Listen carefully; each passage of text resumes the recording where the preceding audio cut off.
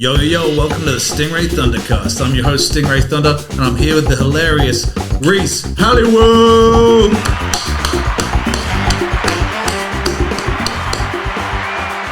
Oh yeah, how you doing, brother? Good to have you here. Good, man. Great to be here. Love the studio. Yeah, thanks, man. Yeah, I try my hardest. So Rhys is a hilarious comedian, does a lot of mad one-liners, nice and dark the way you want it. I'm sure he can do some PC shit, but I've never seen it. It's very, very difficult. I've tried and failed miserably, but... yeah, it's like, what's the point? Yeah, it's not the way my brain works, man. That's it. It's the burden we're left with. So anyway, man, I've got a really serious question to ask you. All right, just say you have two options. One of them is to perform 2 abortions. I'm down. Yep, definitely. All right, yeah. And the other one... Do I get more? Sweet. And the other one is to show the world your internet search history. Which one would you choose and why? My search history is mostly about abortions, so I feel like it's kind of, similar sort of thing. But I can't turn down an abortion, Yeah, well, yeah, to be fair. 2 abortions, yeah. Like, showing everybody what I jerk off to would be a lot of fun. Like, tons. But getting the chance to murder 2 babies, like the look on the patient's face. Just deprive them of all the joy that we're getting to. Yeah. Priceless, right? Yeah. Nah, that's a no-brainer, man. Yeah, abortion. Yeah. Murder the children. It's always been my philosophy. Now a word from our sponsor, Johnny's Discount Abortions. Good call. It's nice you went dark quick, bro. Well, you throw abortions and porn search history at me, I can't exactly. Do you really hate babies? Nah, man. I don't think about babies. I don't care about them. Yeah. I don't want them. I don't. Yeah, no. Occasionally, a friend will have a baby. I'm like, that's kind of cute. You can play games and they say funny shit or whatever. But I don't know. Then they turn into kids, and I hate kids. Yeah. So, You know what's funny? Like, babies cry. Like, every time one of my friends has had a baby, I'm just like, say goodbye to my friend. Yeah, that's the way it goes, man. You know what a wedding... Sometimes they're a deadbeat dad and you can still hang out. But and they're the best kinds of dads. Too rare. There's not enough of them as far as I'm concerned, man. Back in the 80s and 90s, tons of them. Oh, my God. Yeah, that was all about being a deadbeat dad. Yeah, you just got to grow up in the right neighborhood, man. I think that's it, man. Yeah.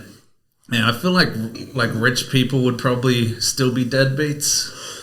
Yeah, there's some of that because they can also afford to pay the trophy wife a bunch of money to keep the kid or whatever, keep that going. I'm pretty sure like every rich person that's had a kid, it didn't want it, right? Like, well, they can also have less to do with it. They can hire nannies and fucking some lady with big tits to feed it or whatever. Yeah, true. I don't know what they do. Is that a thing? Oh, probably, yeah. Let's go on Craigslist right now, see if there's anything. Let me look after Professional your child. milkers. I feel like, but I've always hated babies, man, and kids, and teenagers. Actually, I like teenagers. They're all right. That's when they start getting a little bit fucking crazy. Yeah. That's when they start crossing the boundaries of what they're allowed to do and say. Yeah. The older I get, the less I care for teenagers. They're the new children for me now. Really? Teenagers are, Oh, kids, man! Now. I just want to kick him in the face. Every time like a teenager's like come up to like staunch me. You know, you ever have that? Yeah. Yeah, like a teenager, I just feel like, God, good on you. This little the kids are all right. Yeah, he's going all right. This generation's got some promise, man. Proud of his attitude. He really thinks he can throw down with me. Yeah, like I could easily knock the kid out, and I will. I don't remember ever doing that as a 16-year-old. Going up to a 30-something-year-old and trying to show off my fucking toughness. Oh yeah, I definitely fought adults when I was in my teens for sure. I can see that. Yeah. I was a big kid too, bro. I bet. Yeah. You still are a big kid. I know. I feel that way. A big kid with tons of cash. Yeah, man. Got all these toys you managed to buy. I know. Yeah, just fucking. Whoever says that bad people won't get good things. Exactly. It's not like I'm a bad person. I'm just, I was that dickhead. You're not for everyone, I'm going to say that. Yeah, it's true. Who the fuck wants to be for everyone? I know. What kind of piece of shit, boring person you have to be where everyone likes you? You know what the shit thing is about being a big guy? Nobody tells you they hate you. To your face, yeah, just in group chats behind your back. Yeah, that's it. 100% true. I don't like that guy. Why would I fucking hang out with him?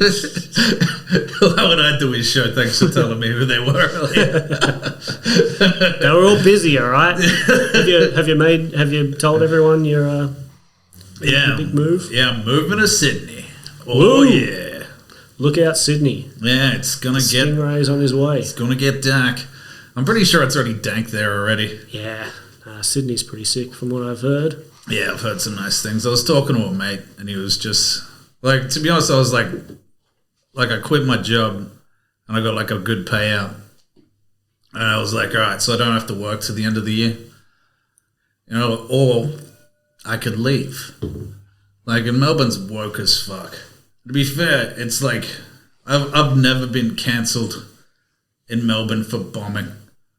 You know what I'm saying? That's the way it goes. I get cancelled for getting too many laughs and one person gets upset. You know, and somebody can do some danker shit after me but not get as many laughs, get a gig next. Well, that's what pisses them off, man. It's not the material, it's the fact that you're doing well with it. Yeah, that's if you murder with shit that they don't find appropriate, they're like, this is setting a dangerous precedent. This stuff could get good. This could be big. And then our fucking, preachy bullshit might go by the wayside. So the lesson here is if you move to Melbourne and you do dark comedy, don't do it well. Exactly. Otherwise, you will fucking keep bombing, kids. Keep bombing until you get a good gig, then kill. I gotta be honest, man. I haven't noticed a lot of the woke. Maybe the woke shit is like in a different sub scene. It's dying off. Yeah, that's the thing. Like, I feel like it had its moment in the sun, and then everyone was like, all right, this is going a bit far. Because the people still want, like, it's human nature to laugh at dark shit. Oh, yeah, 100%. And when I do gigs, people come up to me after the show, and they're like, oh, man, we love your style. We never hear that or whatever. I'm like, it's out there. Yeah. You just got to go to the right places. It's hard to find, though. That's the thing, man. Well, it's not hard to find. It's just hard to find in the mainstream area. Yeah, most of the best gigs aren't doing it. So you got to. That's the thing. The ones that get the crowds, because the people that come out to watch live shows tend to be your more like artsy crowds. I think. Yeah, do you know what I've always assumed? I've assumed like when I first moved here, I'd go watch a comedy show, and it would be like stupidly woke, boring and shit. And I'll go in my head, I'm never coming back here. But so what they've done is just over years of doing these shows, all the people that come to watch like good comedy or dark comedy, as people like to call it, come in, watch, go, I'm never coming back here. So you just end up with like a fucking room full of fucking people that regularly come back that like woke comedy. Right. Which is good because then they've got their place they can go do their things, and then hopefully it filters out into the better joints and sometimes. Yeah. It's always fun running a gig, and I think it takes a year to get a gig going.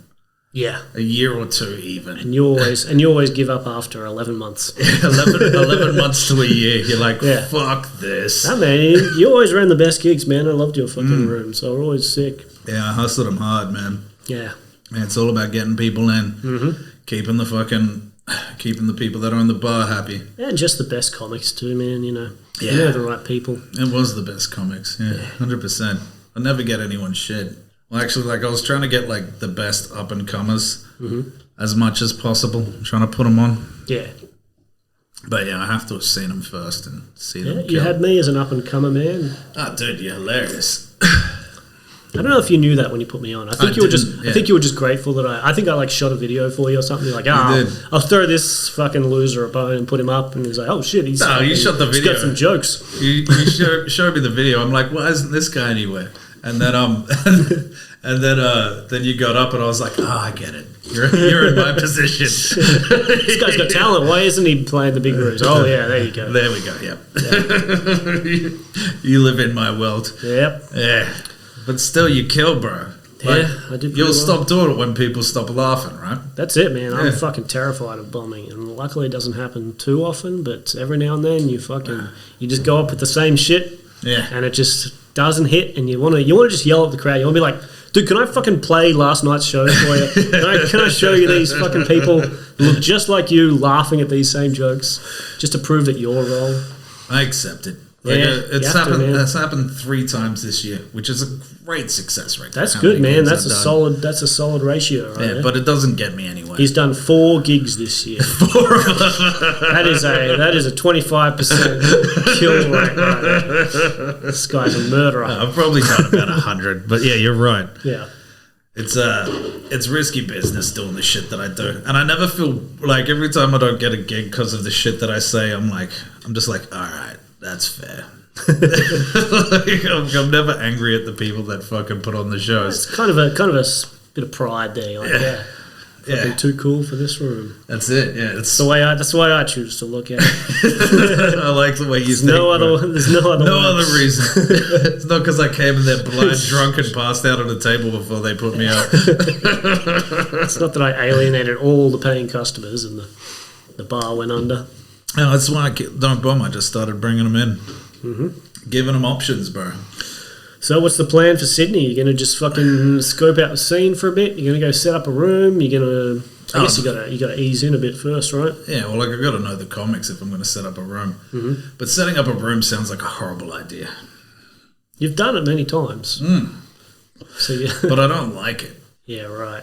It's always just like, let's get a dark comedy room going. It was just your way to get your people together in the same place and do the comedy you like, yeah. I didn't even think about it. I think Johnny Katz told me.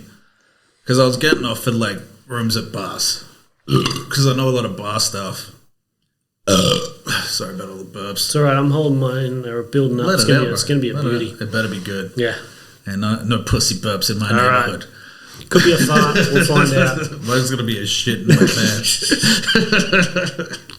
But yeah, I was getting offered a lot of venues to do comedy rooms at because I'm friendly to bar staff because they are the best people. Yes. And they always get drunk with you, like at the end of the night, and then you hang out and fucking become friends with them. I love bar staff. Yeah, bar staff are the fucking best stuff.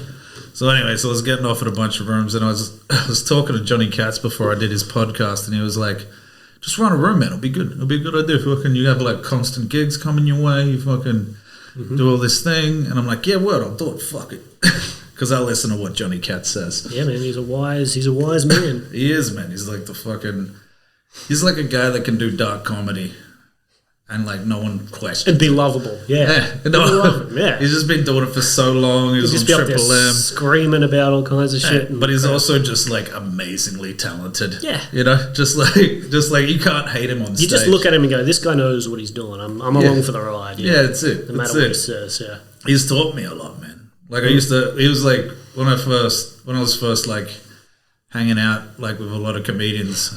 I was like I was asking like a couple of my friends like, how would I get better? You know, like if I'm not good enough now, how do I get better? Like ask a pro. And I was like, do you know who I think's fucking hilarious? Johnny Katz. And I was like, Johnny Katz, what should I do? And he's like, just keep going, man. Just keep doing it. I'm like, that's not good advice, Johnny Katz. And then like, I think it was like a year later of us fucking hanging out. He gave me some good advice here and there. He's like, start off funny, hard. You know, like, just have a fucking good opener. Yep. And then just run with it. And then you can play around. When you've already got them, make sure you've already, like, get them first. Because usually the MC should do that, but you can't rely on that in Melbourne. Yeah, right. Yeah, like, anywhere, really. Like, unless you're in a pro room and the pro gets them going. You know, but, like, even then sometimes they struggle. So the trick is to, like, make them love you with laughter straight away. And then you can kind of rant a little bit more and go on tangents. That's it. Yeah. And that's why I always start off with like dark but kind of self-deprecating. That way people are like, oh, okay, this guy's kind of a piece of shit, but he's making fun of himself. So then I can go into the stuff that's a bit more, I probably couldn't have opened with, otherwise it might have alienated them. Yeah. Get them on board where they've already signed a contract basically. They're like, okay, we're down with this kind of stuff. And then you veer off in this direction. You're like, oh fuck, we already agreed that this was cool, so we can't get too mad. You've seen me, man. I ask them when they start pulling back a little bit. I'm like, is this okay? Am I crossing some lines with you? I have other jokes. I have other jokes. Do you want me to fucking look? I could change it. There's never been a time where they've gone change the joke because they're already in it. Shame them into submission. That's it. Or like what I'm doing is I'm giving them that option. Like, and if they don't want it, man, I'll just do it. To be honest, like my go-to after that would be like the midget joke, which is like one of the dark. Like everyone that's even like. Go darker. I'm like, darker, okay. And I do that joke and everybody's like, whoa. You asked for it. Apparently you wanted me to go darker. Do you want me to go lighter again? And then even then I could probably go back to what I was doing. You want me to go back to what I was doing? But it's never come up. Yeah. Not once. So, you figured it out. You got a good strategy there. Yeah. It's just making them accountable. Exactly. That sounds bad, but making them on the same page. Like you asked for this. You said I could keep going, and I told you it's going to get darker. Like I've warned you, but I reckon a part of them's kind of like interested. Yeah, they're like, how much darker?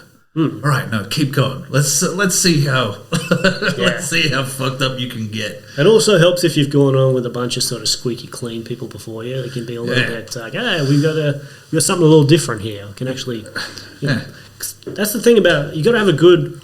That's why a good MC is someone who also like books, arranges the lineup in a way that they know what kind of jokes they are, what goes with what. Don't put two people together that are too similar. Yeah, 100%. Have a good variety. Separate them. Make sure there's some good female comedians there that you can because like a good no one wants to just look at men for fucking. That's the thing, man. Like I don't give a shit about all the fake diversity thing, but like when you're actually at a place and you see people that just look the same over and over, like you get bored. There's something in your head. That's why every advertisement has like a variety of people in it. It always has every race, every gender. It's because that's like sort of comforting to a human brain. Yeah, well, it's like entertaining for your eyes. Yeah. It's like, you see too much of the same shit, you just you zone out. There's also a variety of styles too. You could have the same looking dude throughout the whole thing, but if they got different ways of telling jokes, then you. I always like to book like one work person.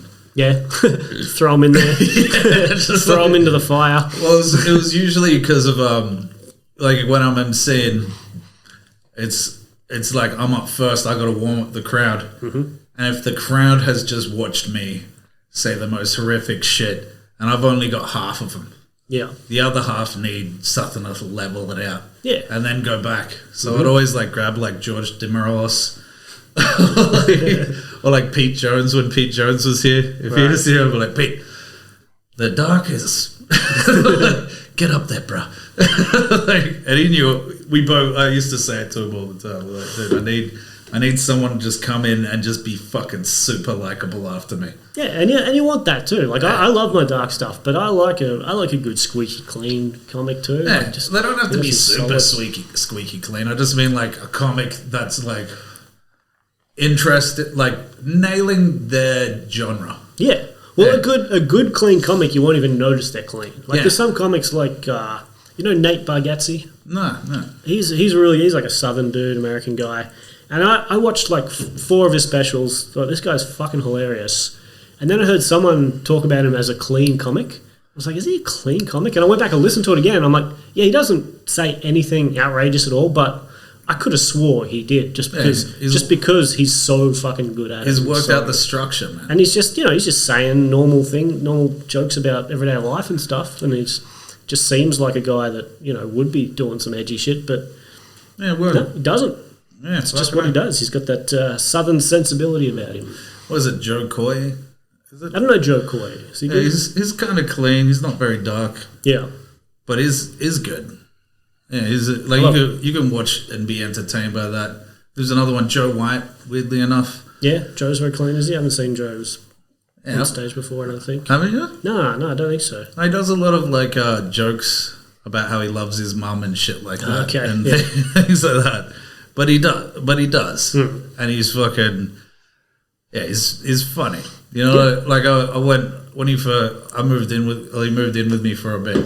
And he was like, "Oh, come to my show. I'm doing an hour show, fucking pre-festival, blah, blah, blah." And I was like, "I'll come watch it." And I laughed the whole time. I was like, "Oh, yeah, fucking..." Yeah, they're right there, man. They're fucking... Good call, yeah. I was like, "You made me laugh this whole time." Normally, I think it's more about like if you know how to structure a joke and do it well, it doesn't matter whether you're doing dark or clean. Dude, I wish I could do clean. I would love to just be able to do that. My brain just doesn't work that way. Like I've done it.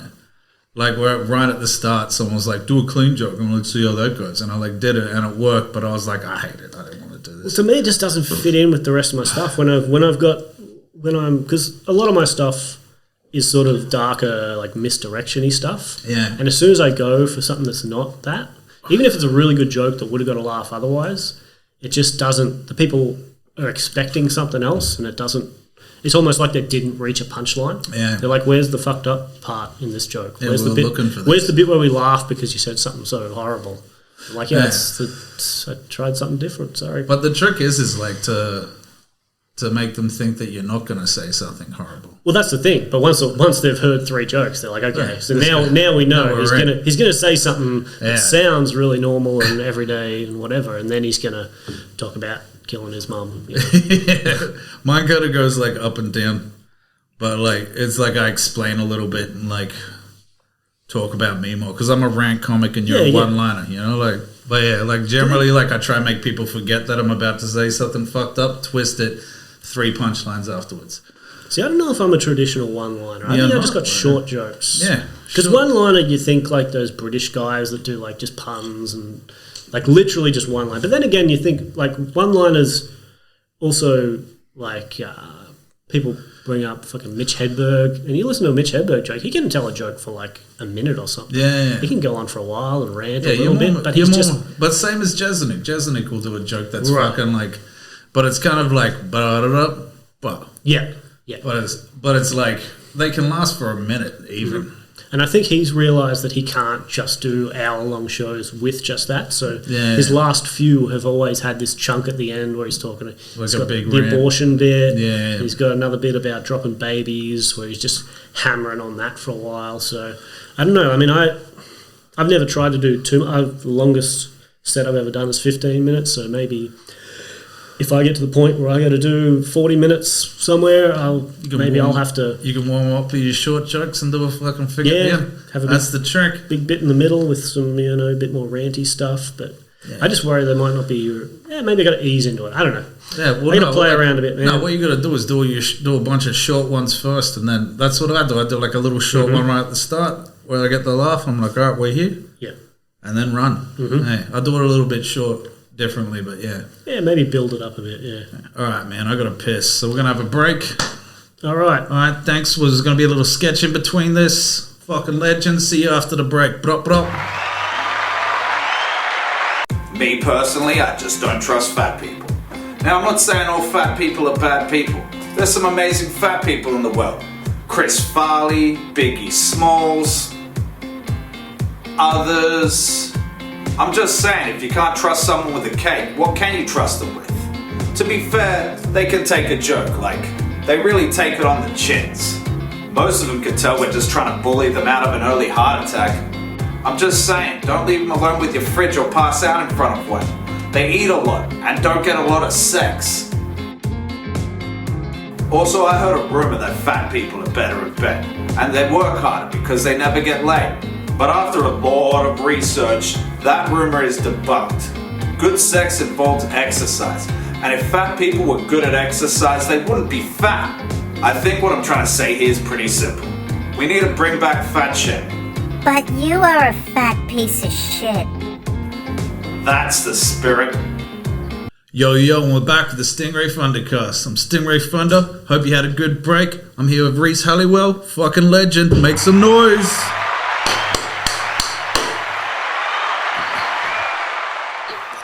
What a boss. Yeah. You ever clap yourself when they introduce you on stage? Never. I've been doing that recently. I don't know what it is, but like maybe I just worried the crowd's not clapping enough, but sometimes I'll start clapping as I'm going up.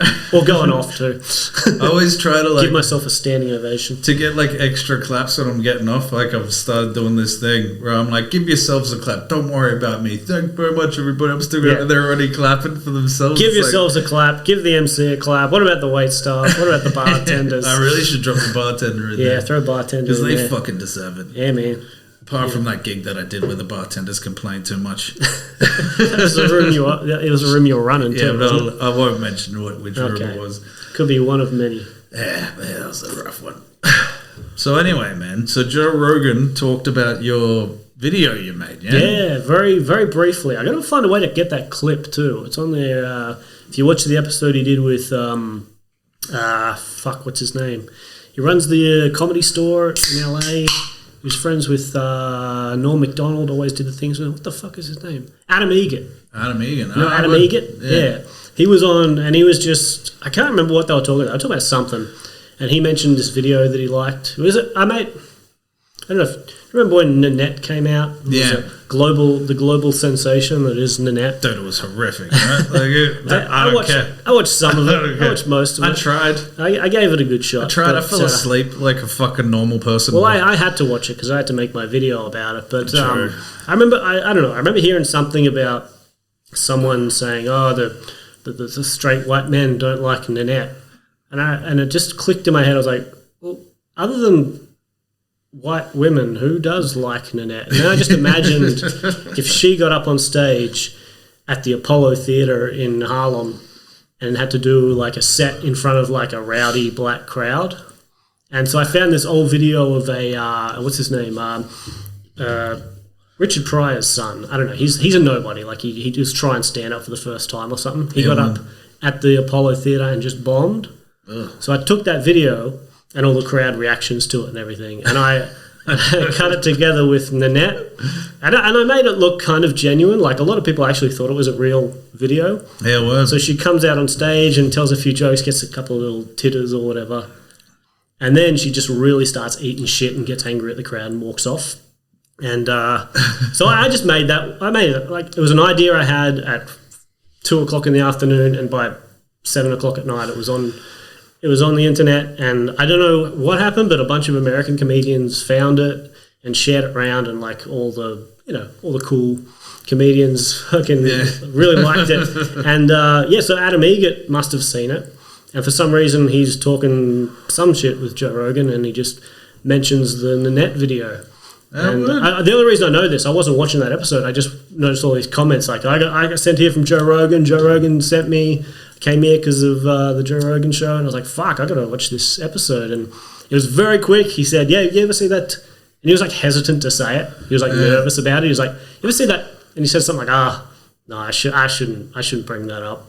He was like nervous, and they said, the Nanette video, and he was like, oh yeah, I saw that. That was hilarious. So I've decided on my next, if I ever do a show, I'm going to put a poster that has a quote from Joe Rogan, just says hilarious. Because it's legit. I'm not saying it's about my stand-up. It's just Joe Rogan said hilarious. Well, you are hilarious, that I made. Bro. Fuck, yeah. He doesn't know my stand-up, but I think he'd like me, you know. Yeah, you're funny, bro. Fucking Jesus. And yeah, I got a lot of love on that video. So check that out. Nanette at the Apollo. Rushway Productions on YouTube. You can check out some of my stand-up there too. I think it's funny when like if you like everyone's like, oh yeah, so she's a lesbian, yeah, and she talks about all this stuff, and people are like, oh, they're homophobic. All these straight white men. It's like, dude, I'm a straight white man. I love lesbian comedians, bro. Not only that, hanging out with lesbians are fucking rad, bro. They're for sure. They're like the best kind of women. Closest thing to a straight man you'll get. That's it. They're fun hanging. My favourites. Yeah, there's such like it's the kind of chick you can hang out with, being mates with, and check out tits together. Yeah, man. Like check out them tits. Yeah, damn, son. Like it's fucking like lesbians are the best kinds of women. Sorry, straight women, you just got fucking issues that I don't know how to deal with. Pick up your game, ladies. Yeah, but become more like lesbians is what I'm saying. Get to that lesbian level. But in saying that, Nanette was shit. That was a shit. It was tell some jokes, bro. It was celebrated for not telling jokes. That's the thing that I think pissed off like comedy fans. Whereas all the fake comedy fans, the people who pretend they love comedy but they actually just like the people that are saying the things that they agree with, they're like, it's groundbreaking, whatever. Yeah, it's like, dude, fucking, I gave it a shot. I was like, whatever. Because in my head, I'm like, when I heard it's straight white men that hate it because she's a lesbian and she's got all these ideas, I was like, well, like, I'm a straight white man, but like, I love lesbians, so this is probably going to be good. I was like, so I'll give this a watch, and it wasn't good. There was no joke. There was very few jokes in it. I think it got a little bit dark there for a little bit. Yep. She was telling some stories, and whatever. I'm cool with there being like a variety of stand up. You want to make a serious stand up show? That's something different. But the amount of dick sucking that went in and patting on the back. Yeah, just sort of, I don't know. Don't call it comedy if there's no jokes. And also, people, there's always think pieces going like, this is the future of comedy. I'm like, no, please not. Nobody's finishing work after a long day, grabbing a few drinks to go down and watch someone talk about their trauma with no punchlines. Yeah, that's not It's fine if you're in the opera house or wherever she was, and talking to people who. Yeah. Oh man, like TED Talks are alright. Yeah. Get some good ideas from them or whatever. Like Rodney Mullins did it. He's a skateboarder talking about business and running businesses and shit like that. It was excellent, bro. I've watched some good TED Talks, bro. But don't run up in my grill and tell me that that's comedy. Like, there is a way to do comedy. There's fucking punchlines, there's tags, there's build-up, there's misdirection. Like, you need that shit to do comedy. But if you're just gonna tell horrific stories about your life, or fucking and with no punchlines or any of that other stuff, it's like, dude, that's not jokes, man. Call it something else, and call it like a one woman show. Women whining, stand up, and more women. Yeah, women. Well, I think what a lot of people also rubbed people the wrong way was that she kind of dissected humor in this weird way that made it seem like comedy is bad. She wasn't just not telling jokes. She was kind of saying that. It's been a while since I watched it, but I remember this dumb idea that jokes are bad. Yeah, I'm not going to give you a punchline because that would relieve the tension, and I need you to be tense. I'm like, that's not comedy. What you do. I don't know. I might be fucking up the whole message. Maybe she's got a point. I doubt it, but whatever. Yeah, dude. But to be fair, I think I watched her do stand up. Otherwise, I think I've seen clips of her doing stand-up where she was doing pretty good. Jokes, yeah. She used to do jokes, and her jokes were good. Yeah, I'm not dissing her whole platform, bro. I'm just dissing that special. Well, she couldn't have shown up to an open mic the first day and just done that. She would never have got anywhere. I think she won Raw, didn't she? She was. I don't know if she won Raw. I did watch her Raw thing, and she was actually doing jokes about her pussy and whatever. I was like, yeah, that's what you're supposed to do. I want to hear about your pussy. Exactly. Nothing better than a fat lesbian's pussy. Yeah, no, I agree. Like Tasmania, full of wilderness. Gabe Hogan's a fucking lesbian. Mm-hmm. Gabe's very funny. Hilarious. Fucking hilarious. There's nothing funnier than Gabe. She gets me and she, not only that, she purposely insults me. every time I've done gigs before her. If I get up before Gabe, or even at the start and Gabe gets at the end, she'll bring me up and you're a piece of shit. and I'm like, dude, but you're hilarious, so keep going. And we're best friends away from the stage. Yeah. But we've got a thing where we're fucking. I think I'm the opposite to her comedy in her head, but I don't think we're that separate. We both follow the structure of comedy. That's it, man. I mean, you can't be doing much else and actually getting laughs in a sort of room that we do at our levels. But even that, I'd say Gabe's probably one of my better friends in Melbourne, weirdly enough. I know it sounds weird. We message each other. Why is that? Well, we don't see each other for ages. Mm-hmm. She messaged me during lockdown, is everything going all right? You all good? I'm like, yeah, man, you good too? Fucking, we're friends. And I appreciate it. That's good. Good egg, that Gabe Hogan. Yeah. Check out Gabe Hogan. Check out Gabe Hogan. Out there? Yeah, I don't know. Yeah, I don't think she has videos, but she's got she does shows. So yeah, very funny lady. Hey, wasn't she on what's it called? Australia's Got Talent or something? Oh yeah, I don't know. Someone told me that. I never watched the show, but I noticed. I seen she put up something about that. Yeah, I think they made her the they try to have the one that they all make fun of. I think they were like, oh, she's going to be the one that we don't love. She's going to be the heel or whatever. Oh, really? Yeah. Well, that's what I heard. I haven't watched it yet. Maybe we've got to check that out and see. But look, she never told me she was on Australia's Got Talent, and I seen her the other week. Talent? Yeah, it was AGT. What channel is that on? 7? I think it's 10, bro. Right? 10? I don't know.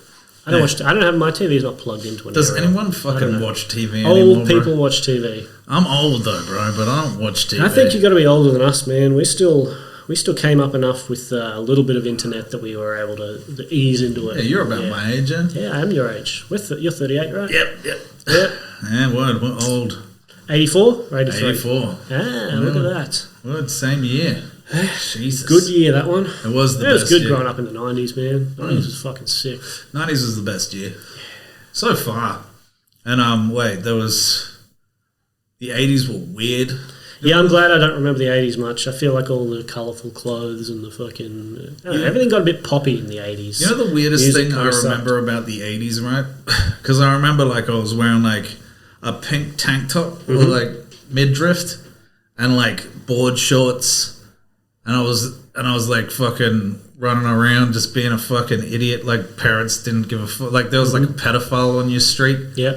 And your parents just stay away from the pedophile, but go out and play hide and seek at night. Just don't go into his yard. He might fuck you. And it was just and you knew, you're all right, don't go to the pedophile's house. And if someone did, you'll be like, that cunt wants candy bad. Now they're all hidden on the internet, man. Yeah, fucking hell. You used to just know in the street. Yeah. But yeah, the thing that I remember mostly about the 80s is when it ended.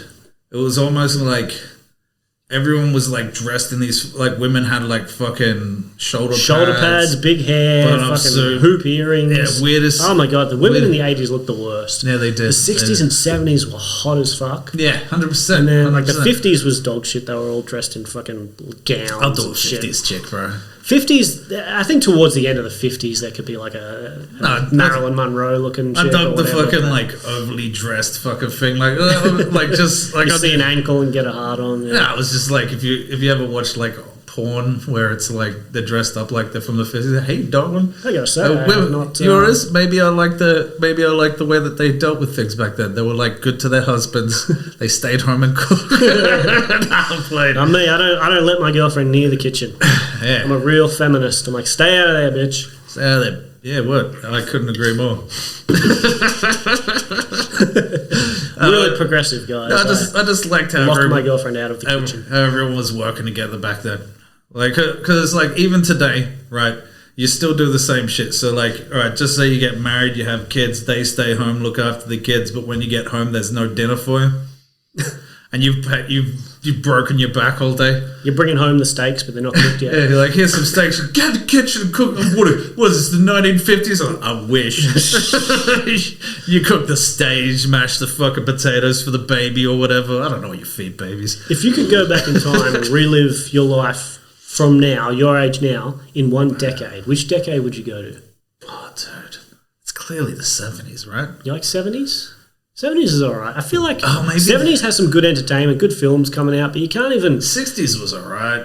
But I hate hippies, bro. I just couldn't... Good. I couldn't deal with the fucking hippie thing. Where the 70s was that perfect medium where hippies were starting to realize that their choices were bad. You know? I feel like I'd go back to any pre-smartphone era and I'd just fucking have a mental breakdown. I'm I can't fall asleep watching The Simpsons every night. I'm fucking killing myself. Wait, the 90s at our age, though.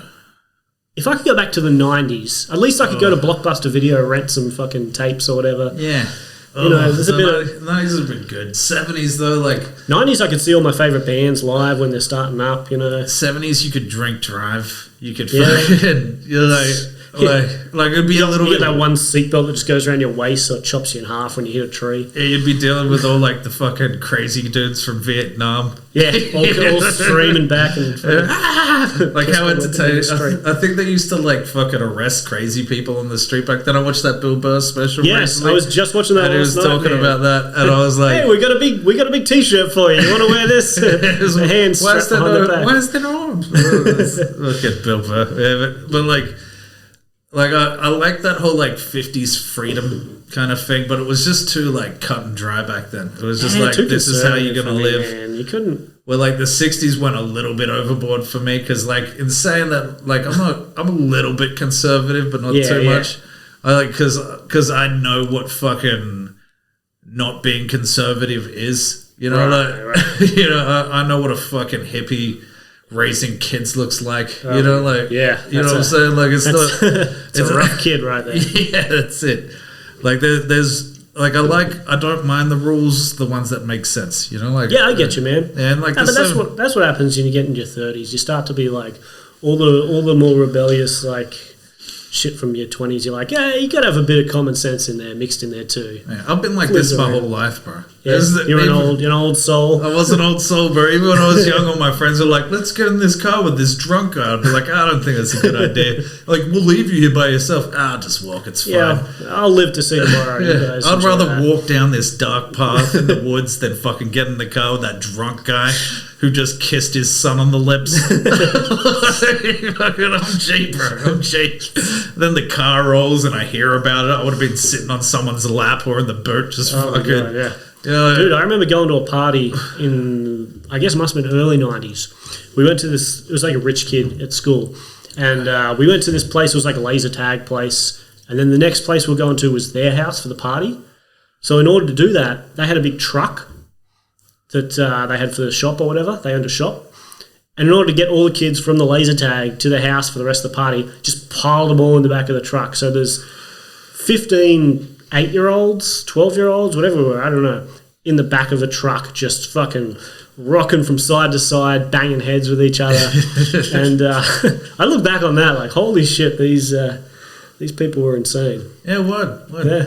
I remember the cool thing about the 80s is that, the freedom you had a little bit. 90s got like a little bit tense with the law, but like I liked it back then because like women and men would joke. Yeah, and early 2000s too. Yeah, 2000s. A little bit of... Like, that's when you sort of... I realised all your, like, South Parks and your Always Sunnies. Yeah, things South like that. Parks where, was like, 90s, man. Like, yeah, that was the end of the 90s. That was, like, 97 it started. It got 97, really yeah. got really good about 2000, I reckon. It did, yeah. So that's sort of, like... That's when all the roasts were big. Remember, roasts were huge? And everyone was just making the darkest jokes they could. Yeah, word, fair go. And I think 2013, 14, 15... To start getting woke, man. Just kept... You noticed it on the drop in South Park, like, because I still love South Park and they still did well, but it just started like, it was after that Honey Boo Boo one, right? I think it was after, like season 12, James 11, something like that. It was exactly around the same time, like the same year, and it was fucking, it started like digging into the dirt a bit, bro. And it was like, every show's got to go downhill, man. Look at The Simpsons, that fucking tanked. Dude, I try watch The Simpsons now, and I'm like, I don't even bother. Yeah. Like, I'll watch a Treehouse of Horror. I like a nice. Yeah, that's what I was about to say. Those ones still go. I get on like what is it, Paramount Plus? Mm-hmm. Oh, is it Paramount? No, it's Disney. It's Disney. Yeah. And I watch the Halloween episodes every year. Mm-hmm. But even those are going down. Yeah, they are. They're not as entertaining, man. A bit too weird. I've tried watching like a few of them. I've heard some good reviews on episodes. Some people have said. I've heard people say like this season it's starting to get better. 23 or whatever or something. No, it's like 26 or something like that now. Maybe that's good, but I don't know. The whole vibe has changed. Yeah, I'm willing to give it a go if I hear that it's getting better, and I heard it was getting better. And, like, there are some episodes, apparently, but, like, I don't know, man. Like, I don't think The Simpsons was ever meant to be, like, hilarious. It was meant to be, like a cartoon parody of real life. Yeah, and it was so groundbreaking at the time. There was nothing else like it. Yeah. And because it influenced so many people, that's kind of what everything became. It was like people started writing jokes like The Simpsons. Yeah. Like, if you went back and watched The Simpsons now, even, like, the best episodes, you'd find them funny, but you wouldn't be like, oh, this isn't the most amazing thing. This is just a funny show. But even though everyone's done it since then. It wasn't that funny. It was like funny. I don't know. I still think there's some fucking amazing jokes. I don't know. Like I watched Delirious, and I'm like, that's funny. And I used to watch like Dennis Leary, like No Cure for Cancer, and I was like, that's funny. Whereas like The Simpsons was just like entertainment that makes you laugh. Yeah, kind of thing. It was like a different level. Mm-hmm. As I was saying, it's like parody. Because they came out of the 80s where all TV was this like wholesome family value thing.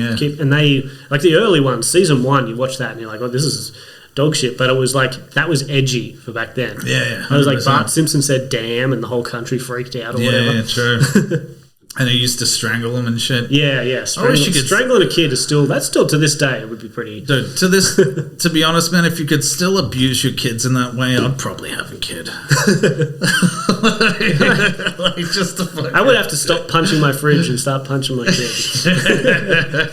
I've got a fridge, by the way, and like I'm moving, so I've got to get rid of it. So I probably can't sell it because like when I was doing comedy here, like in the early years, I used to come home after bombing and just take it out of my fridge, just I feel better now. All right, gotta do a gig tomorrow. He's got a traumatized fridge just out there. I saw it. It's got a smiley face drawn on it to like take away from the fact that it's just been through. Through hell. It's just got knuckle marks over the whole fucking top of the fridge, like stupid freezer, freezing my food like a pussy. Yeah.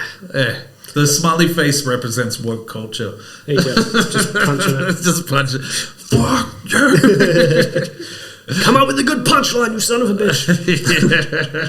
Oh my god. Yeah, but The Simpsons. I like Futurama though. Dude, Futurama is one of my go-to fall asleep watching shows. I love Futurama because it's The Simpsons, but with like you can do anything. Yeah, sci-fi. You can have aliens. You can have fucking time travel. You can have. I feel like what happened was like The Simpsons was how that was meant to be. That time had passed, and Futurama was the next step.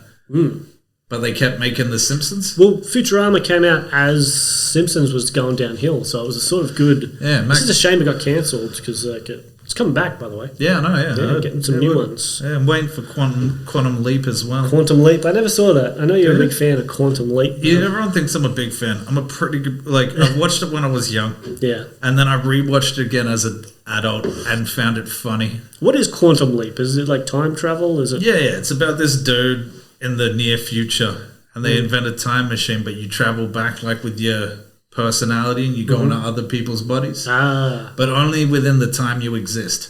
Okay. All right, and he fixes wrongs, like so if something bad happened, he goes back into that body and has to fix it, and the only way he can leap again is to fix that wrong.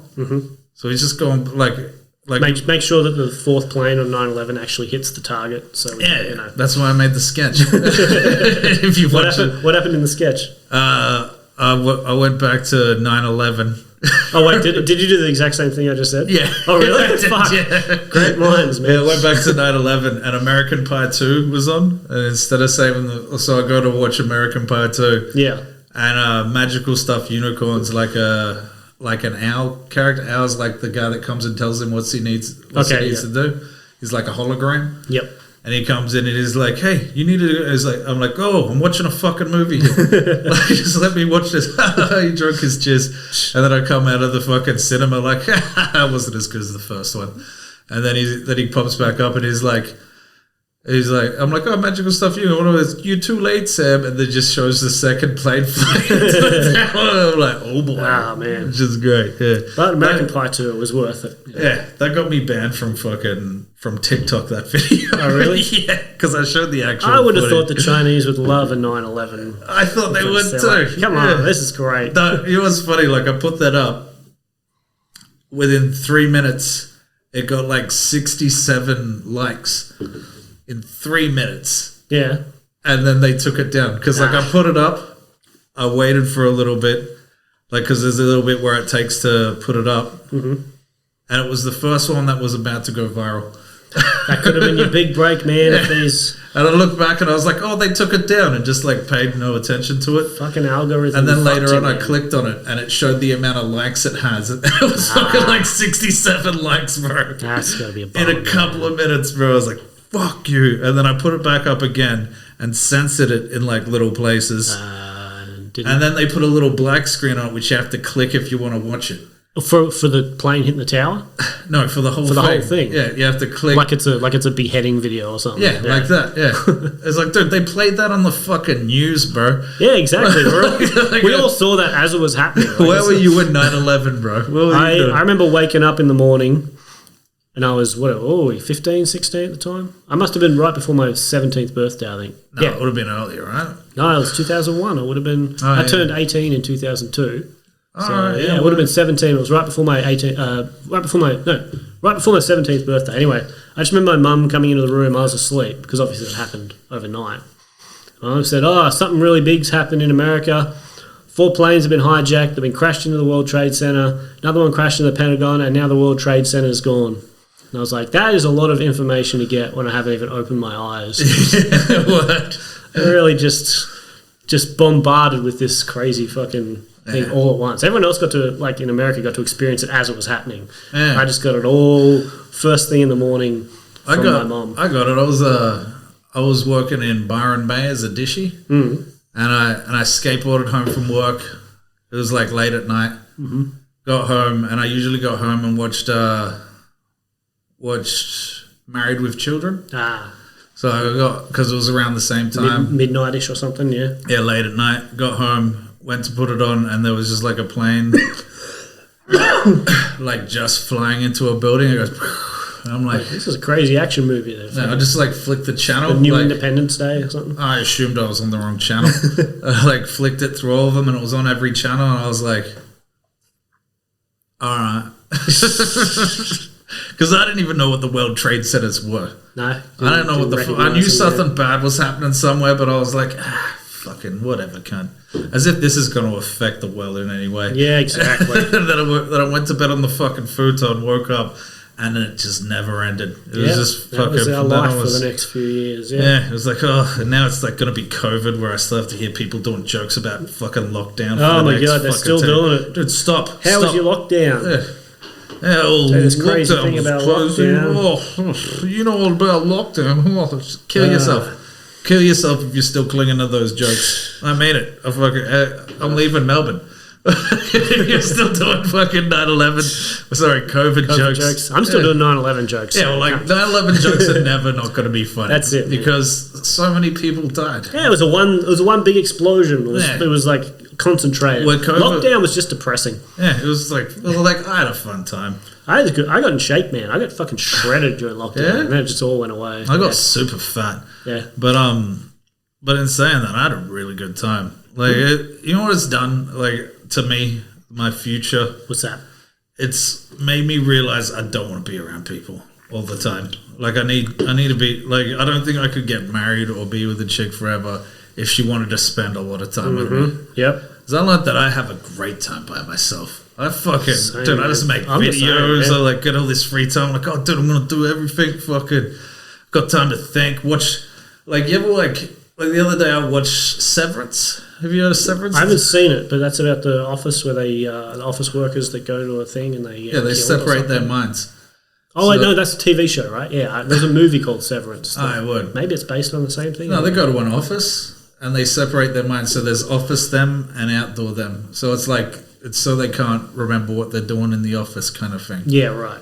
And outdoor them doesn't know. So, but the inside them starts going, this is horrible in here. We don't want to be here. And they keep trying to like connect to the outside them. Okay. But it's like they won't let them do it. Okay. But yeah, but I sat down there. I'm like, this is an excellent fucking show. And I was like sitting on my couch. No, I was just sitting on my couch. It's like twisted enough. It's interesting. It keeps you in. It's just like a well-written, well-made show. It's got that, there's like a thing where it's like something that spooks you out is being in like an empty office where you just walk around the hallways and you don't know it. Like it's got like that kind of phobia in it, which is fucking amazing. Yeah. And I'm just sitting there and I'm like, this is the best fucking thing ever. And then I just picture having like a wife just in the background, just like, what are you doing today? Look, go fucking. And I'm like, dude, no, I want to watch this whole series in one sitting. Just leave me the fuck alone. Oh. And then the argument starts. Mm-hmm. I'm like, do you love me more than the show? Yes, I love the fucking show more than you. You annoy me. You're constantly in my fucking grill. Yeah, I'm just saying, freedom is number one for me. Having the ability to just do what I want when I want. Obviously, there's restrictions when you're single or whatever, but just having someone there to put the kibosh on anything you want to do. Like, we need to talk now. Yeah. We need to do this. We need to watch this thing I like. I'm like, I don't like anything you like. Yeah. You don't like anything I like.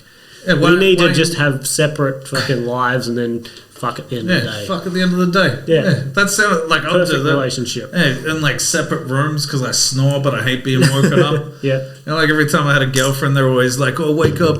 You snore, and I'm like, I'm going to go back to snoring anyway. I've got to work tomorrow, for fuck's sake. I'm not staying up all night so you can get a good night's sleep. So you can have a good night's sleep, going to your office job where I do physical labor, bitch. And I don't say bitch because I'm a fucking gentleman. All right, we're just going to have a little break because I need to piss again. Rhys Halliwell, what a fucking legend. See you after the break. Blah, blah. Kurt Cobain was the voice of a generation. With hits like Smells Like Teen Spirit and Heart-Shaped Box, his music spoke to the angsty emo teens, before emo teens were even a thing. On the other hand, he was a heroin junkie who spent a lot of his time trying to defame Axl Rose from Guns N' Roses. But the one thing that we never bring up is that he was an exceptional marksman. Like taking that shot with enough heroin in his system to kill an elephant, like if he survived and cleaned himself up, he could have shot at the Olympics. I think what I'm trying to say here is pretty simple. Never give up on your dreams. Big love, I'm Stingray Thunder. Pop, pop, pop. Yo, yo, welcome back to the Stingray Thundercast, fucking with Rhys Halliwell. What boy?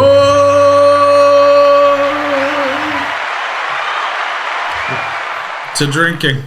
This has been a good cast so far. Yeah, man, great cast. Had some rants about women. Yeah. Probably get me cancelled in the next place I go. Yeah, but good things about lesbians. Yeah, great things about it. Yeah, I'm not a homophobe. I just Definitely not. women. No.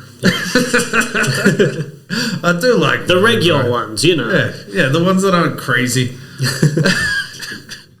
I actually had this I wrote this joke about this, but I think Bill Burr kind of took a little bit of it. So I'm I watched Bill Burr's one after I'd written the joke, and I was like, oh fuck. I hate that. It's the worst feeling. Oh, dude, it's the worst. Especially because after I did that joke, someone came up to me and was like, have you ever heard of Bill Burr? And I was like, nah. And they're like, oh, you got to watch Bill Burr. You'll like Bill Burr. You really haven't seen Bill Burr? And I was like, no, I don't watch much comedy at the time. It was in my first year. And I want to watch it, and I was like, fuck, I can't do these jokes anymore. These jokes. Because I used to have a lot about the population crisis. Yeah, right. When I first started He loves that as a topic, Yeah, I used to actually, get angry about it a lot. I can see that, yeah. Talking about fucking It was also before the reason why I was so angry about it was because dumb people are the only people who are going to breed in this climate, idiots. Yep. And so we're just breeding idiots. And I was telling my friend about it once, and because I used to rant about it a lot, and they were like, "Watch Idiocracy." Yeah, the start of Idiocracy is a great. That's touched a lot of people. Yeah, but it was like, holy fuck, that's exactly what I was thinking, and that. But I was thinking maybe in the future, right, they're going to have these realistic sex dolls, right? Then all of a sudden, the poor people who can only get a trailer trash chick will be like, well, for a reasonable price, I can get this realistic sex robot, and then only the rich, successful people are actually banging real life women. Should all change around. What do you reckon about my theory? I came up with it last night when I was pretty drunk. I do like it. Yeah, I do like it. But yeah, the sex robots are going to save. But having babies is just such a dumb idea. Mm-hmm. In Australia right now, it's just I'm all right, I'll have a baby when I can afford it without affecting my life too much. That was the Idiocracy thing. Yeah, we can't afford to have a baby right now, and that guy just keeps fucking. Now I'm making good money, and it's all right, I can risk my amazing lifestyle so I can ruin my life having a baby, and I'll give all my effort and time and strength into this fucking thing. And if I don't do that, this thing's going to grow up fucking upset and crazy and depressed just like everyone else. I'm not going to do that. I'll just not do that, and not have a baby. You reckon we're ever going to live forever, put your brain into a robot or into a new clone or something? It's possible. You reckon that's in our lifetime? That'd be good if I could just live long enough to fucking keep going. Oh, yeah. No, I've never died. No, it hasn't happened yet. So hasn't happened yet. It's probably not going to happen. But I'm feeling it. What are the odds? Yeah. The Grim Reaper's right around the corner. I think that's just a thing you keep in the head, but I'm not afraid of death. I don't even think about it. It's not even some people are oh man, I'm terrified of dying. I'm like, it would suck to die, but I'm not. It's not even on my list of fucking things. I've had times where I've almost died. Me too. Yeah, and I remember the last thing I thought of before everything went black, and it was, I had a good run. Your life didn't flash before you? No, it was, I had a good run, and then not only that, right? It's happened about 3 times in my life. And every time, same result. Just even when I was young, peace, yeah. No, even when I was young, it's not a piece. It's just your mind just goes, yeah, fair call. I'm surprised it took this long. Really. Yeah, well, like, to be honest, when I was young, I thought I would die before I was 25, like every fucking young person does for some fucking reason. And then I got to 25, I'm like, this ain't gonna happen. And then I just keep living, and I'm like, whew, all right. And I was like, but then you find things to live for, like comedy. Yeah, or fucking tattooing or whatever I was doing at the time. And I was like, oh yeah, all right. But all I know is, even like at the time I was rapping and doing my apprenticeship, like the last time it happened, and like I ate a bad pill. I started getting like heart palpitations. I was like, oh, this isn't shit. I'm like struggling breathing, and then my arm goes numb, and I'm like, oh my god, this is a heart attack. I was like, this is what they explain a heart attack to be. I'm like, I'm like, I can't breathe. What am I going to do? And I laid on the fucking floor. And I was like, because like the floor was cold and I was overheating and sweating heaps. And I was like, all right, lay on the fucking tiled floor. I was laying there, and I could just see like everything fading to black. And and all the way from here, I was like, oh, you had a good run, man. You go further than you thought. You go out like a boss, man. On the floor with a bad pill.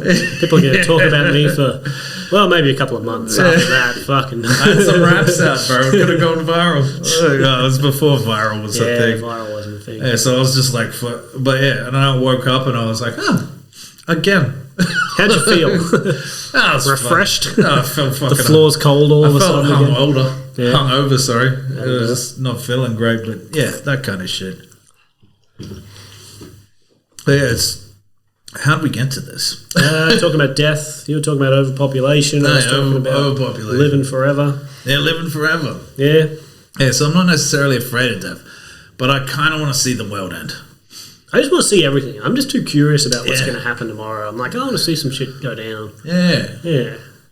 But yeah, I think that was the point. It's like, death isn't that bad, but you know what would be good? Seeing everything. Yeah, experiencing all the things I haven't experienced yet. Cars flying, and they can. When the fuck are they going to make the flying car? They can't do it because they're fucking. Because cunts will keep crashing and. No, they're flying into buildings like 9/11. Yeah, like it's fall out of the sky. It'll have to be like self-driven flying cars. That's it. Yeah. You won't be able to pilot your own because that'll be too much. Yeah, that's it. That's pretty much how it would go. But like the effort involved in making like the program that you'd have to make a self-flying car. It'd probably just be a self-flying pod. You probably just jump in a little like thing with a seat and it just shoots you over to the place you're going to go. Yeah, more like a drone, really. I think they were really thinking about that when like they thought the buildings were just going to keep getting higher, and fucking you could just get out at the top. But the truth is, the higher you get, the less air you're going to have to breathe. Ah, is that it? So there's like shit like that. But yeah, it's just not like they can easily make a flying car right now. Easily.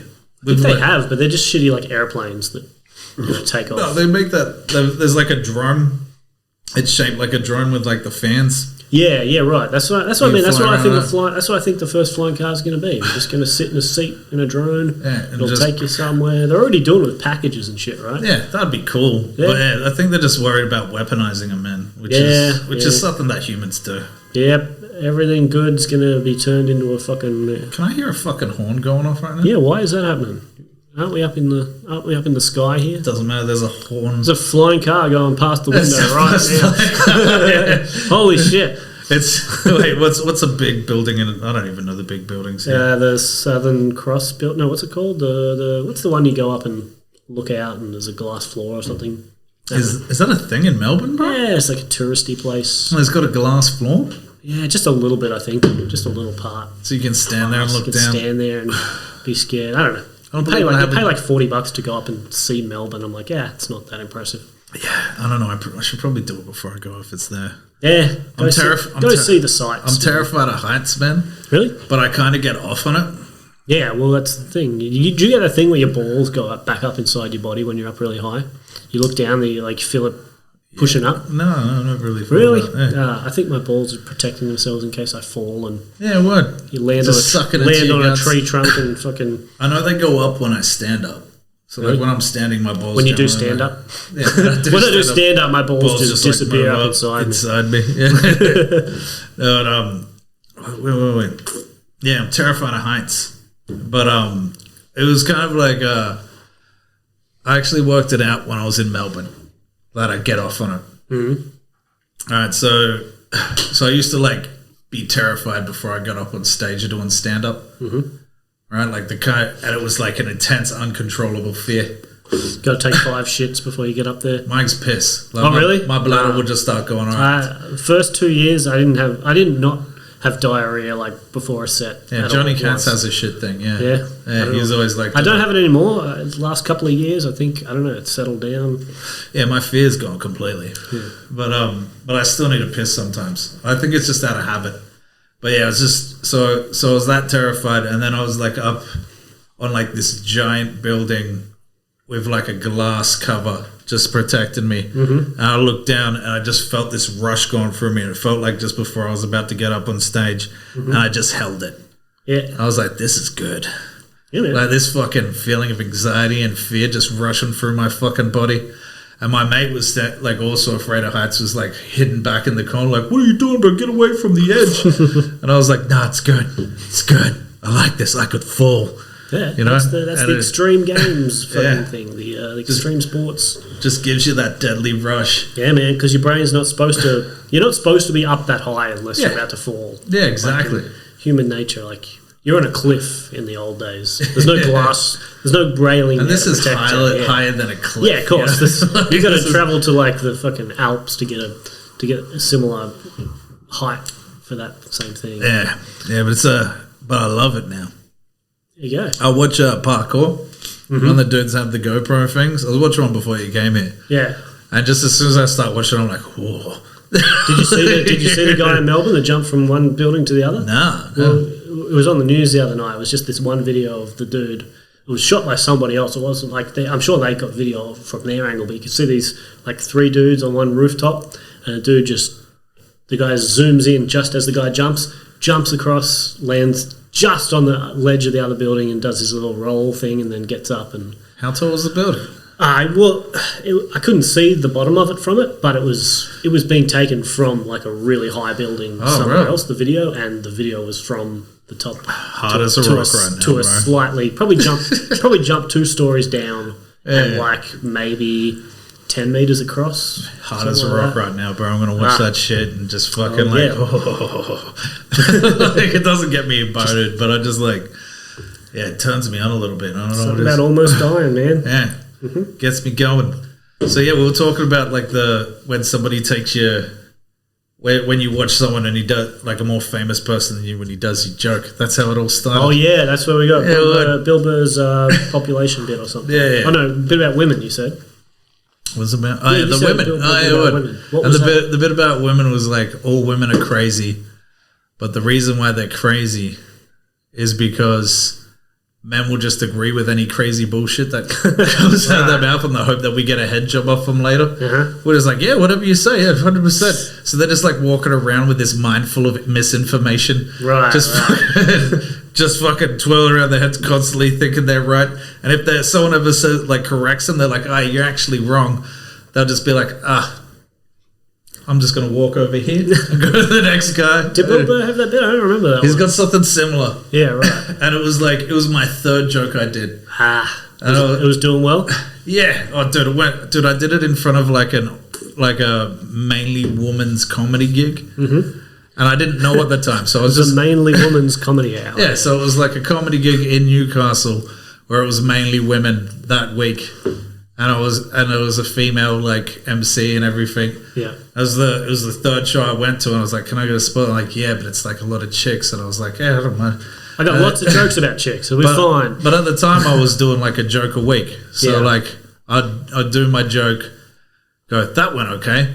Go home, write a new joke, practice it a few times, get up on stage and do it the week after, kind of thing. Yeah.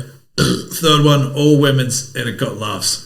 Hey, nice. Yeah, the whole time. But I always like had like the save the cat moment, even back then. So it was like, look, I'm not trying to be a dick here. I'm saying this is what men do. Mm. Like we're idiots, man. Yeah. We're just like giving you the wrong information, like an asshole. Mm-hmm. And the hope, like it's not your fault that you're dumb.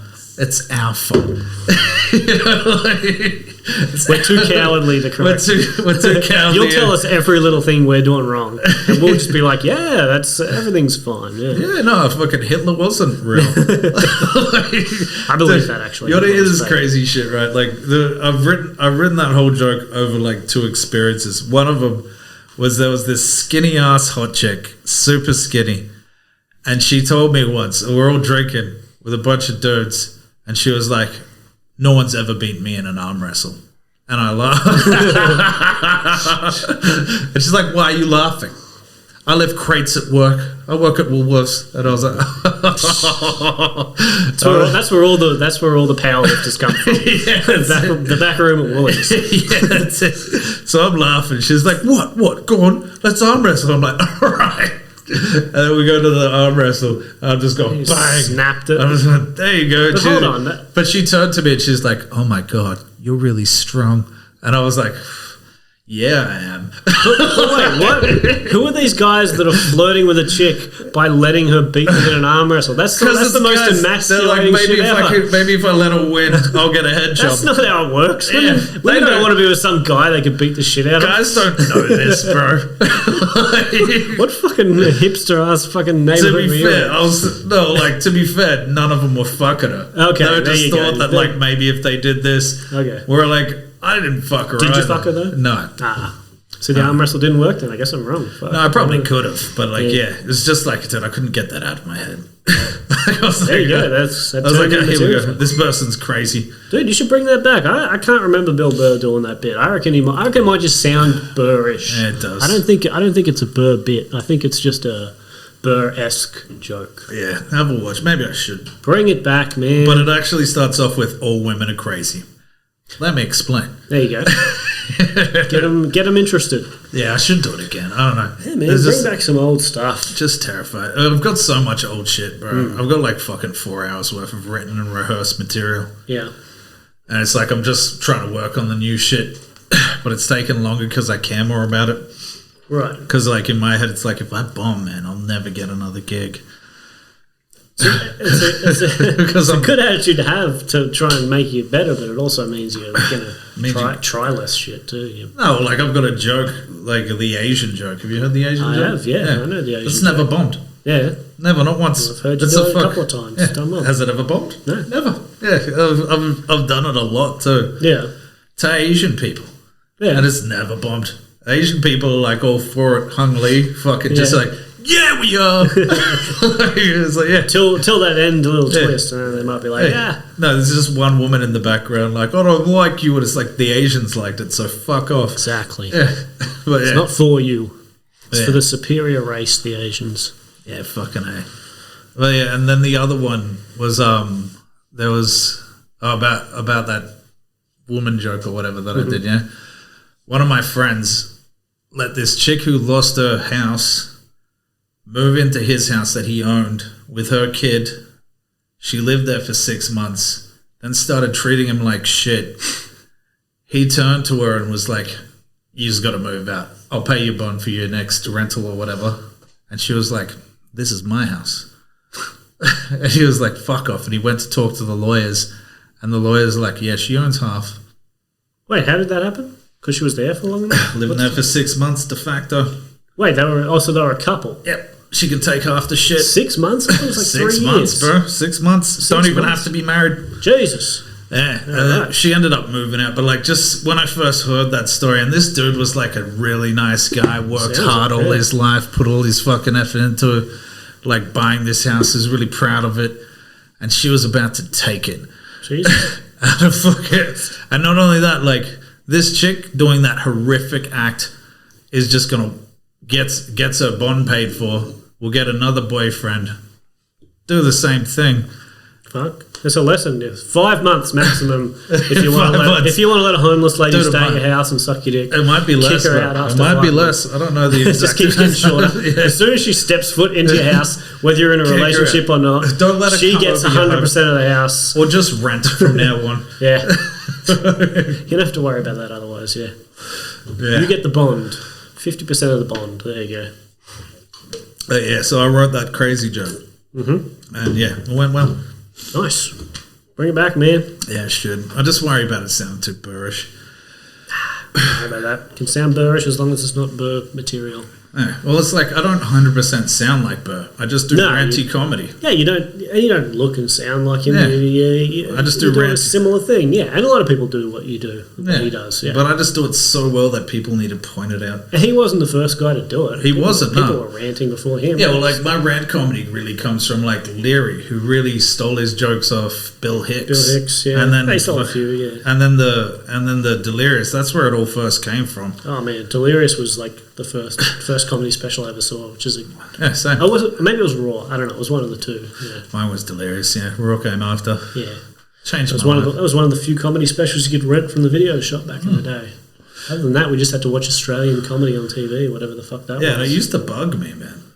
Like I really like Jim Owen. Yeah. I like Husey, not gonna lie. Mm. And have you seen Husey these days? I saw him at the what's it called the other night? At the Bergie. So good, right? Yeah, but it was packed. I couldn't actually hear most of it, but I was like, hey, he's actually like I don't have a strong opinion of him. He darkened up quite a bit. Yeah, right. I think he's one of those guys you have to see live. If you see him on the TV, then you're getting the watered down version. I remember seeing that lockdown comedy special. You ever see that one on Stan? No. It was so bad, man. They did this thing where they got all the Australian comedians during lockdown to do jokes from their house with no audience. Ugh. And it was just like, so many of them were just bad comics doing bad jokes to no laughs because there's literally no one there. But it got savage. Like, you look at anyone talking about it online, they were just like, this is horrific. And it was just like, even if they were hilarious comics, it would have been bad because... And also burning material that they could be doing in front of a crowd for this fucking... I did one Zoom comedy gig. Oh, yeah? How did that go? Well, but bad as well. Yeah? Was it a local one or did you do an international one? It was a local, yeah. It was for my friend's like birthday party, and she was doing like all the musicians were just playing. Yeah, that's weird. Just listening to people. And then like in between, I get up and just start doing my comedy. And like you normally they're like, oh, turn off the noise, and I was like, no, turn all your mics on. Yeah, I want to hear the laughter and shit. Yep. So I'm getting laughs through the whole time, but apparently there's a lot of people like, fuck this guy. I was just doing like dark jokes to a bunch of like woke punks. Yeah, and it was weird. I was getting a lot of laughs. The chick's birthday party, she was loving it and shit. Yeah, the dude running it was like, people dropped off because of it. And I was like, oh, dude. She lost birthday party guests. Yes, because of me, bro. Yeah. But they were all over Australia. There was like thousands what a or shit something. birthday party. Thank God. It was still fun because I got heaps of laughs. So I was just hearing the laughter. Yeah, for sure. I heard someone was like, I don't get it. And I'm like, yeah, there's always one retard. Fucking shit's going. And then, yeah. But that's like, I'd been in lockdown. My material was stale as well, you know. But the laughs were good, man. We got fucking plenty of laughs in it. Yeah, it was something different to do while we're all fucking miserable. So I only did that one. The rest of it was just me making sketches. Yeah, that's the best. That's the best thing to do. Get some sketches under your belt. And it got me some go out. Yeah, I remember seeing the Americans when they were struggling, like doing the outdoor gigs in New York and stuff, and they were apparently fucking horrific. Yeah. Just going to like Central Park and homeless people wandering through the background as they're trying to do their jokes, and people sitting on picnic blankets with masks on or whatever, and just I've seen that too. Nightmare. Still fun, dude. It's a story. You can be like, hey, when you're in your old man, you're like, hey, when the big fucking pandemic came, they made us stay at home for like 2 years of our lives.